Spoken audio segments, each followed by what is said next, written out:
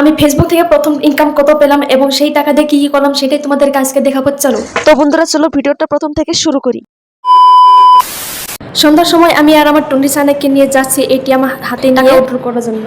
তো চলো, এখানে তো এটিএম নেই, শুধু আছে সাকরাতে, যেখানে আমি কাম করি। তোমরা সবাই জানো সাকরাতে আমি ডিউটি করি, আর ওখানেই আছে এটিএম। তো আমি যাচ্ছি ওখানে, দেখো এটিএম নিয়ে যাচ্ছি। তো পরে দেখো এটিএম থেকে টাকা ওঠার পরে কি কি আমি। তো বন্ধুরা কিছুদিন আগে আমি একটা ফেসবুক অ্যাকাউন্ট খুলেছিলাম, যেখানে প্রায় আমার 5,000 মতো ফলোয়ার্স কমপ্লিট হবে। এখন সবকিছু বলবো না, আগে পুরো ভিডিও দেখো, তারপরে একে একে বুঝে যাবে। হেঁটে হেঁটে সন্ধ্যার ভিউ নিয়ে নিয়ে আমি চলে আসলাম নালাপাকা ফাইনালি নালাপাকা পার করে আমি চলে আসলাম সাকরার সামনে। আর কিছু না ভেবে এটিএমটা হাতে নিয়ে ডাইরেক্ট চলে আসলাম সাকরার ভিতরে। কি আমাকে কেউ কিচ্ছু বলতে পারবে না, আমি এখানকার ডন।